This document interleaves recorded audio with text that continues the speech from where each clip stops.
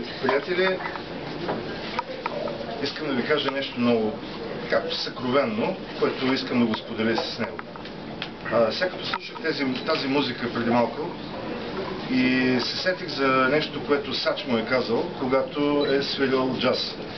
Взели си в бандата нови музиканти и казали: давайте да почваме. Започнали са и по едно време е стигнал до 20-40 такт и той е казал: ти си на новия. Той е казал: какво да правя, майсторе? Той е казал: джазирай, суингирай, пич. Аз мисля, че някъде на 13 години Колю Карамфилов е питал Господ: какво да правя, Господи? И той му е казал: суингирай, майна. Джазирай. Аз помня на главното. Христос воскресе, воистина е майна.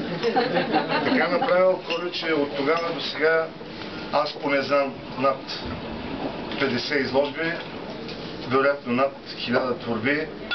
Още една велика творба негова, Росен, който е тук. И наистина се гордея, че познавам този човек.